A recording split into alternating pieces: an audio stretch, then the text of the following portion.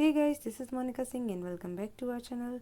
अभी आपको आज ही हमने दिन में बायोलॉजी का लेसन प्लान नंबर 9 प्रोवाइड कराया गया था और अभी आपका लेसन प्लान नंबर 10 है।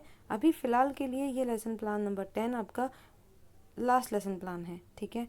मतलब अभी आपको सिर्फ 10 लेसन प्लान ही प्रोवाइड कराए जा सकते हैं और बाकी के आपको खुद करने पड़ेंगे, चाहे तो वो 15 कर रहे हो आप या 20 कर रहे हो, ठीक है। 5 और 10 जो भी आपको एक्स्ट्रा और करने हैं 10 के बाद में, वो खुद से अरेंज करने पड़ेंगे या बनाना पड़ेगा। प्रोसेस आपको वीडियो में इसलिए समझाया जाता है कि आप उसको अच्छे से समझें और फिर लेसन प्लान को अपने आप बना सकें, ठीक है। तो पूरा पूरा कॉपी करने पे भरोसा मत कीजिए, कुछ अपनी तरफ से भी बनाइए आप, क्योंकि आप जब प्रैक्टिकल दोगे तो आपको आसानी होगी खुद, क्योंकि आपने खुद बनाया होगा तो प्रेजेंट अच्छे से कर पाओगे, ठीक है। कुछ भी कोई अगर इसके बारे में प्रोफेसर और एग्जामिनर क्वेश्चन पूछते हैं तो आप बता पाओगे, क्यों, आपने खुद बनाया है, ठीक है। तो आई होप आप थोड़ी सी बात को समझेंगे और अपना काम उसी तरीके से करेंगे। और क्योंकि ये मेरा सब्जेक्ट नहीं है बायोलॉजी, सो इसलिए जो मेरे सब्जेक्ट्स हैं वो मैंने पूरे पूरे लगभग प्रोवाइड कराए हुए हैं और ये मेरा सब्जेक्ट ना होने की वजह से थोड़ा दिक्कत पड़ती है अरेंज करने में। तो I hope you understand. Okay, देखिए शुरू कर लेते हैं। सबसे पहले लेसन प्लान नंबर आता है हमारा लेसन प्लान के इंट्रो में, फिर class section, school, date, subject and सब सब्जेक्ट। टॉपिक है हमारा वायु प्रदूषण। इसके बाद हमारे सामान्य उद्देश्य आते हैं जो कि विषय पर आधारित होते हैं। 20 लेसन प्लान में आप इन्हें सेम रख सकते हैं, ठीक है। कोई अगर कहीं वर्ड गलत लिखा हो, मात्रा वगैरह ऊपर नीचे हो रही हो कहीं भी, मतलब सही गलत हो रही हो, तो उसे आप पढ़ के सही कर लीजिएगा, ठीक है।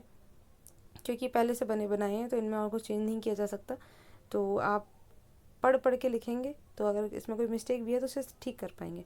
विशिष्ट उद्देश्य आप और भी एक्स्ट्रा 1-2 लिख सकते हैं, सिर्फ यहाँ पे एक लिखा हुआ है, ठीक है।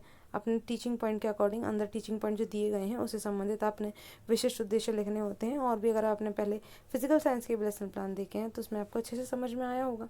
सहायक सामग्री में आप जो भी चीज़ें यूज़ कर रहे हैं समझाने के लिए वो आपकी सहायक सामग्री होगी। पूर्व विज्ञान बच्चों को हम मानकर चलते हैं सामान्य जानकारी है टॉपिक के बारे में। इससे संबंधित हम बच्चों से प्रस्तावना प्रश्न करेंगे। प्रस्तावना प्रश्न पूर्व विज्ञान पर आधारित होते हैं। मैक्सिमम 5 क्वेश्चंस कर सकते हैं। ये एक दूसरे से लिंक्ड होने चाहिए।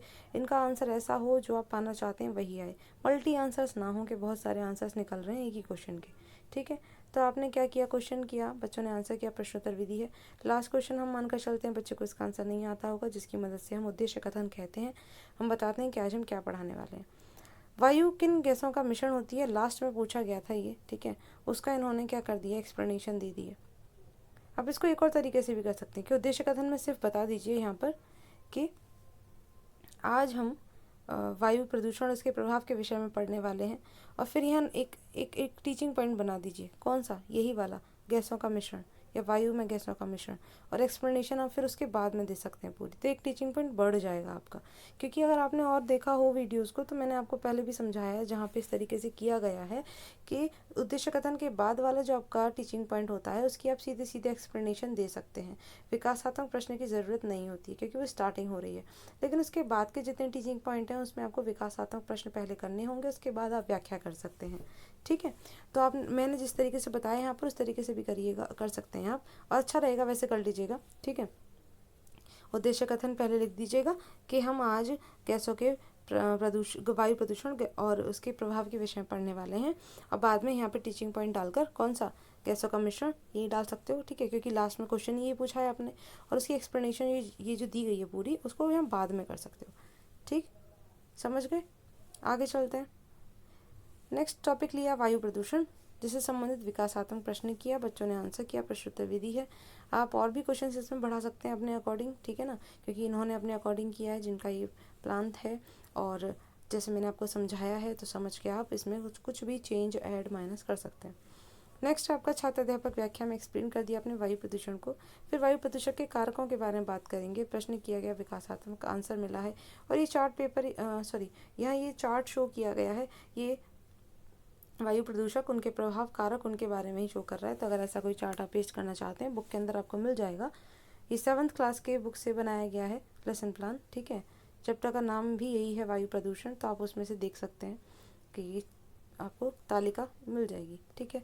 एक्सप्लेनेशन हो रही है इसकी टॉपिक की, ठीक है। कारकों के बारे में बता दिया। ये ग्रीन हाउस प्रभाव प्रदर्शित करता हुआ चित्र है, ठीक है। नेक्स्ट आपके चलते हैं, तो नेक्स्ट आए वायु प्रदूषण के प्रभाव। विकासात्मक प्रश्न किया, उसके बाद में छात्र अध्यापक व्याख्या कर दी गई है। संबंधित पिक्चर आपने शो किया और ये ब्लैक बोर्ड समरी शो की गई है, ठीक है, जो आपने ब्लैक बोर्ड पर लिख कर या फिर ओला बोर्ड पे शो किया होगा। इसके बाद में आगे चलते हैं, लास्ट में आपको मिल जाता है इवेल्युएशन क्वेश्चन, मूल्यांकन प्रश्न, जो कि हमें बताते हैं कि बच्चे को समझ में आएगा तो वो आंसर कर पाएंगे। और उसके बाद गृह कार्य आ जाता है। गृह कार्य बच्चों को आपने दे दिया और यहाँ लेसन प्लान कंप्लीट हो जाता है। इसके अलावा कोई भी क्वेरी आता बता सकते हो। और याद रखें, ये 10 अभी फ़िलहाल के लिए लास्ट लेसन प्लान है। आगे कभी कुछ टाइम बाद, जैसे अभी क्योंकि एग्ज़ाम तक तो इतना जल्दी पॉसिबल नहीं हो पाएगा कि अरेंज में कर पाऊँ। बाई चांस अगर हो भी जाते हैं तो बहुत अच्छी बात है, मैं बिल्कुल अपलोड कर दूँगी, लेकिन फ़िलहाल पॉसिबिलिटी नहीं है अपलोड कर पाने की 10 के बाद में, तो आप वो खुद कीजिएगा, ठीक है। वेट करने से अच्छा है काम कर लें। ओके, तो नेक्स्ट वीडियो मिलते हैं बाकी हम, और PDF टेलीग्राम से मिल जाएगा। Thanks for watching.